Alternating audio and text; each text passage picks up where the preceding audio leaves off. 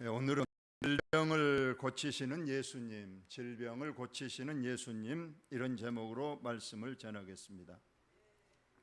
우리가 마가복음 이제 3장에 왔는데 마가복음 2장 이합전 3일방까지 마가복음 2장을 했는데, 2장은 전부 다 예수님이 하시는 일마다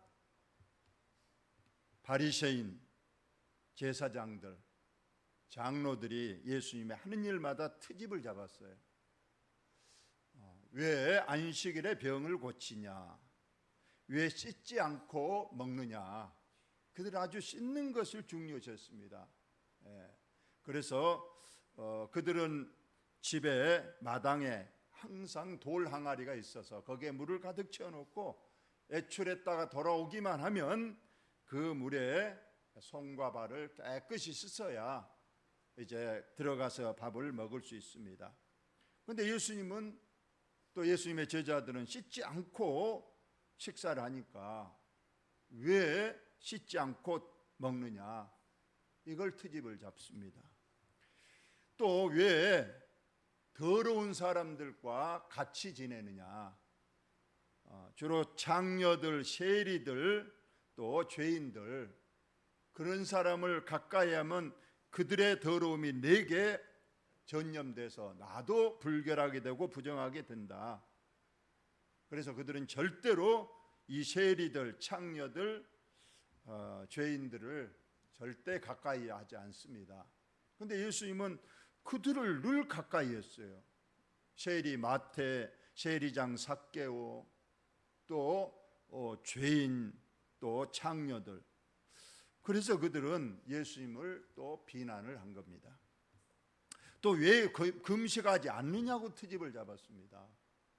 이 앞전에 제가 말씀을 드렸습니다만, 성경에서 하나님께서 금식하라는 날은 1년에 하루, 대속죄일 하루만 금식하라고 되어 있는데, 그들은 하나님이 명령하지도 않은 금식 규정을 만들어서 일주일에 2번 무조건 금식을 하라고 법을 만들었다는 겁니다. 그리고 오늘 또 이제 안식일 날 왜 병을 고치느냐? 성경에서 하나님께서 모세 오경에 율법을 주셨습니다. 해야 될 것과 하지 말아야 될 것, 주로 하지 말 것을 그들이 정리했더니 613가지가 된다고 합니다. 그 중에 가장 많은 것이 안식일 규정입니다. 안식일에 해서는 안 될 일 39가지가 있는데, 그것은 성경에도 없는 일이에요. 하나님께서는 아무 일도 하지 말고 그날은 쉬고 안식하라고만 했는데, 아무 일도 하지 말라, 이것을 그들이 이제 조목조목 만든 겁니다. 39가지인데 거기에서는 당연히 농사 짓는 일, 짐승들을 기르는 일, 혹은 가사일 절대 하면 안 됩니다. 몇 가지 제가 읽어드리겠습니다. 그들은 39가지인데요. 절대로 안식일 날 음식 조리 안 됩니다. 미리 금요일 날 음식을 미리, 안식일 날 채끈이 먹을 것을 미리 준비를 해놔야 됩니다. 그리고 절대로 양념을 해서도 안 되고 해놓은 것 그대로만 먹어야 됩니다. 불을 또 절대로 붙이면 안 됩니다. 그러니까 무조건 안식일은 식은 밥을 먹어야 됩니다. 그리고 노동을 하지 말라가 어느 정도냐 해서 마른 무화과 2개 이상의 무게에 해당하는 것을 드는 것은, 이것은 노동이다. 그래서 그날은 틀니도 해서는 안 된다는 거예요. 틀니가 마른 무화과 2개 이상의 물건에 해당되니까 그날은 틀니도 빼야 된다. 여자들은 거울도 봐서는 안 되고 침을 뱉어서는 안 된답니다. 침을 뱉는 것이 식물에게 물을 주는 행위가 되기 때문에 안 된다. 그리고 더 고통스러운 일은 뭐냐? 그날은 용변을 보면 안 된다. 하루 참을 수 있겠습니까? 금요일 날 다 뒷날 것까지 다 하고 물을 안 먹고 참아야 됩니다. 그런데다가 요즘 현대에서는 절대로 전기 스위치를 조작하면 안 됩니다. 저는 실제로 우리들은 성지 순례 가서 호텔에 머물렀는데 그날이 토요일인 거예요. 가서 보니까 그 사람들이 엘리베이터에서 가만히 있더라고. 우리가 가니까 4층 좀 눌러달라는 거야. 야, 우리가 올 때까지 그렇게 하고 있어. 누가 안 눌러주면 못 가는 거예요. 야, 참 대단한 사람들이다. 그리고 글자도 2글자 이상을 쓰면 안 됩니다. 1글자까지는 가능해요. 2글자 이상은 안 된다. 또 2글자를 지우는 것도 안 됩니다. 1글자를 쓰거나 1글자를 지우는 것까지는 또 허용된다. 참 그것이 어느 것에 근거했는지 알 수 없지만은 이렇게 하는 거예요. 의식주도 아예 못하게 하고 5리 이상 걸어가서도 안 됩니다. 그래서 이 안식일 규정에 사람들이 꽉 매어가지고 오므락탈싹도 못하고 그날은 축복의 날이 아니고 아주 악몽의 날이고 괴로운 날이고 거기에 매여서 얼마나 힘들겠어요. 용변도 못 본다고 그러니까 이거 어떻게.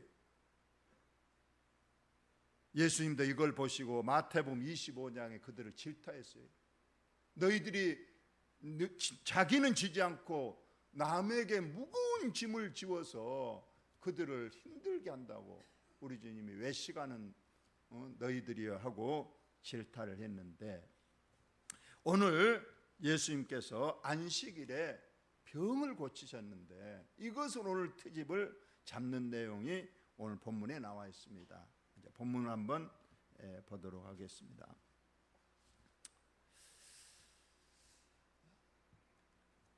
예수께서 다시 회당에 들어가신, 예수님께서는 주로 회당에 들어가셨어요. 회당은 가버나움입니다. 가버나움 회당. 그 예수님 당시 회당이 지금도 있더라고요. 그래서 우리는 거기에 들어가 봤는데 거기에 주로 가셔서 말씀도 전하시고 병자도 치유하셨습니다. 들어갔는데 한쪽 손 마른 사람이 거기 있었다. 한 손이 이제 혈관도 죽고 신경도 죽어서 전혀 기능하지 못하는 그런 사람이, 장애인이 있었다는 거예요. 여러분, 저도 어릴 때 그런 사람을 봤어요. 우리 대학에 어릴 때뿐만 아니고 대학 다닐 때 교수님 한 분이 한 손이 이렇게 말랐더라고요. 그래서 손을 양복 그 속으로 넣고 양복 요것은 이렇게 그냥 이렇게 그 호주머니 있다 이렇게 해서 넣고 그 손 안에 있는데 언제 한 번은 그걸 볼 기회가 있었는데 손이 아주 쬐깐하더라고. 어린애기 손처럼 가늘고 그런 손이 있는 걸 봤어요. 그리고 뭐 마른 사람뿐만 아니고 한 손이 없는 장애우들도 우리가 많이 볼 수 있잖아요. 그래서 우수를 한다든가 쇠 어떤 그런 걸 하는 사람도 있는데 아마 이 사람일 거예요. 여기는 한쪽 손이라고 그러는데 누가는 의사였기 때문에 좀 더 자세히 적어놨는데 오른손이 말랐다고 그랬어요. 여러분, 손보다도 왼손보다도 오른손이 우리가 더 많이 쓰잖아요. 뭐 왼손잡이가 아니라는 오른손을 많이 쓰는데 이 오른손이 더군다나 기능을 못한 사람 얼마나 힘들게요. 아마 노동도 하지 못해서 어떤 직장도 없을 것이고 참 불쌍한 사람입니다. 그런데 어느 날 예수님이 병을 고치신다는 소식을 들었는지, 그리고 그날 그 회당에 오신다는 소식을 들었는지 그 회당에 들어 있었습니다. 자, 이런 상황입니다. 근데 사람들은 예수님을 지금 트집 잡으려고 하는 제사장, 서기관, 바리새인들의 그 하수인들입니다. 예수를 고발하려고 하여 뭔가 트집을 잡아서 예수님을 고발하려고 합니다. 그래서 안식일에 그 사람을 고치는가 주시하고 있습니다. 안식일에 병만 고쳐봐라. 그것은 노동하는 것이고 그것은 안식일을 범하니까 저 사람을 안식을 법으로 그를 고발해서 형벌을 받게 하겠다, 이렇게 보고 있는 거예요. 이걸 다 예수님은 아셨어요. 그래서 예수님께서 손 마른 사람에게 이르시되 한가운데 일어서라. 아마 기퉁이쯤 앉아 있었을 거예요. 그러자 한가운데로라고 불러더니 일으켜 세웠습니다. 자, 이것은 예수님께서 지금 자기를 트집 잡으려는 사람을 알고 있어요. 그래서 몰래 고쳐줄 수도 있지만은, 또 뭐 다 끝나고 사람들 다 가버리고 그 사람만 남게 고쳐줄 수 있지만은, 예수님은 보여주기 위해서 안식일이 어떤 날인가, 그걸 어쩌면 보여주기 위해서, 참 안식을 보여주기 위해서 예수님께서는 손 마른 사람을 가운데로 오라 하고 일어서라고 했습니다. 그랬더니 그 사람이 일어섰습니다. 그에게 이르시되, 그들에게, 이제 이렇게 세워놓고 거기에 모인 많은 사람들, 또 자기를 트집자는 그 많은 사람들에게 말했어요. 안식일에, 우리 다 같이 한번 읽어봅시다. 두 번째 절부터 시작. 안식일에 선을 행하는 것과 악을 행하는 것, 생명을 구하는 것과 죽이는 것, 어느 것이 옳으냐 하시니 그들이 잠잠하거늘. 여러분, 안식일은 우리 하나님께서 분명히 제4계명으로도 말씀하셨죠. 안식일을 기억하여 거룩히 지키라. 그날은 아무 노동도 하지 말라. 너뿐만 아니고 내 문 안에 들어온 객 손님이라도 절대 일을 하지 말라고 하신 내용은 있습니다. 노동을 하지 말라는 것은 우리를 위한 것이죠. 우리 사람이라는 것은 6일 동안만 일하고 하루는 쉬어야 되는 것, 이것이 하나님의 창조의 룰입니다. 여러분, 자동차도 몇 킬로 이상을 달리면 윤활유를 갈아줘야 되고, 좀 또 냉각수도 교체하고 좀 심을 해야 돼. 짐승도 마찬가지죠. 그냥 360을 주구장창 일만 해버리면 틀림없이 고장나고 틀림없이 건강에 문제가 오는 것을 우리 하나님이 아시기 때문에, 우리 주님도, 우리 하나님도 창조를 6일 동안 하시고 제7일은 쉬셨잖아요. 그런데 여러분, 하나님이 힘들어서 쉬셨나요? 말씀으로 6일 창조하셨는데, 이거 너무 힘들다, 그래서 나도 하루 쉬어야 되겠다, 그건 아니에요. 우리들에게 안식의 참 본을 보여주기 위해서 우리 하나님께서 직접 안식을 하신 것처럼 너희도 6일 동안은 열심히 일하고 하루는 쉬라고 한 날입니다. 그리고 그날 쉬면서 그날 하나님께 예배하고 하나님 말씀 듣고 영육간의 안식을 얻는 겁니다. 그런데 지금 이 바리새인들, 서기관 이들은 아까 보셨죠? 사람을 안식일로 올가매서 그냥 그날이 힘들고 괴롭게 하는 그런 날이라. 그래서 그들은 어서 빨리 토요일 안식일이 빨리 지나기를 바라면서 하루를 그냥 괴로움 속에 지내는 날이 되고 말았어요. 우리 하나님께서는 구약에도 기쁨으로 여호와 앞에 나아가며 신령한 노래를 부르면서 나를 섬기라고 하셨지. 그 쉬는 것도 우리의 힘든 영육간에 쉼을 주기 위한 거지, 그렇게 더 힘들게 하기 위해서 한 것이 아니라는 거예요. 엊그저께 우리 어떤 목사님하고 어디 운전하고 가는데 가속 카메라가 있더라고. 가속 카메라. 그걸 딱 보더니 그 목사님이 이런 말씀하시더라고. 야, 국가가 돈 벌려고 고생한다. 가속 카메라를 왜 달아놨을까요? 물론 국가가 그걸 통해서 아마 상당히 많은 수입은 창출할 거예요.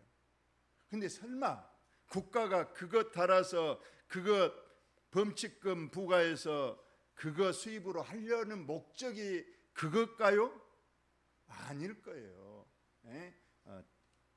과속하지 말고, 그래서 안전 운전을 해서 운전자 우리들을 살리기 위해서 한 것이지, 그것을 또 국가가 뭐 그거 하려고 돈 벌어 먹으려고 한다.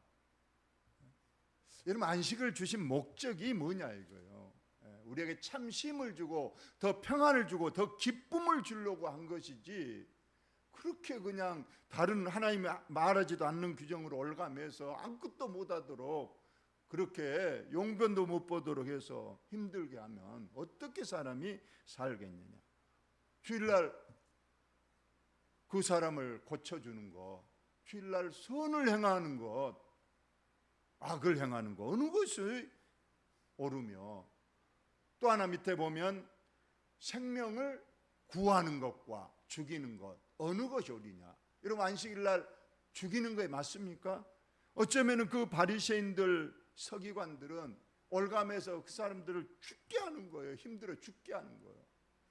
그러나 하나님은 그게 아니었어요. 힘든 6일 동안의 노동에서 좀 쉬고 안식하고 그날 기쁨으로 노래하고 감사하면서 하나님을 찬양하도록 그 축복의 날을 주셨는데, 그 날을 그렇게 악몽의 날으로 하는 것, 이걸 우리 예수님께서 바로잡기 위해서 안식일 날 일부러 일어서라 해서 이 병을 고쳐주시는 겁니다. 여러분, 생명을 구하는 것과 죽이는 것, 지금도 그렇습니다. 이 세상 사람들도 생명을 죽이는 사람이 있고 생명을 살리는 사람이 있어요. 생명을 살리는 사람들을 많이 봤습니다. 뭐 선로에 떨어진 사람을 구하고 자기가 죽는 사람도 있고요. 여러분, 화재 현장의 소방관들이 사람 살리려고 자기가 들어가서 사람은 살려내고 자기는 죽고, 그런 일이 얼마나 많습니까? 이건 생명을 살리는 얼마나 고귀한 일입니까? 그런데 반대로 죽이는 일을 하는 거예요. 여러분, 살인 강도자들 보세요. 돈 그거 뺏으려고 사람을 죽이고, 심지어 여러분 그 못된 부모들 봤죠? 그 얘가 운다고 자기들 일에 방해된다고 밥도 안 주고 바깥에 창고에 가다 놓고, 그래서 죽게 만드는 얼마나 그 악한 사람입니까? 저와 여러분 일생 생명을 살리는 일, 선을 행하는 일에 편에 서시는 여러분 꼭 되시기를 예수님의 이름으로 축원합니다. 우리는 주일날 그래야 됩니다. 선을 행하고 안식도 하고 또 생명을 구할 일이 있으면 하는 것. 그래서 그들의 마음이 완악함을 탄식하사 노하심으로 그들을 둘러보시고, 그 서기관 바리새인들 그 마음의 완악함은 딱딱하다는 뜻이잖아요. 그 마음이 얼마나 딱딱한지, 돌같이 딱딱한지, 남의 그 힘든 것은 전혀 개의치 않는 거예요. 그 안식일을 만들어서 그냥 무거운 짐을 지어서 그냥 힘든 그것을 오히려 기쁨으로 삼고, 그런 그들의 그 마음의 완악함을 우리 주님이 가슴을 치며 탄식하면서, 내가 하나님, 예수님도 하나님이시니까 내가 그러려고 안식일을 너희에게 주었더냐 하시면서 탄식하면서 노하시면서 그들을 둘러보시고 그 손 마른 사람에게 말합니다. 내 손을 내밀라. 여러분, 이 사람은 지금 손이 마비돼서 움직이지 않습니다. 내밀 수 있나요? 내밀 수 없죠.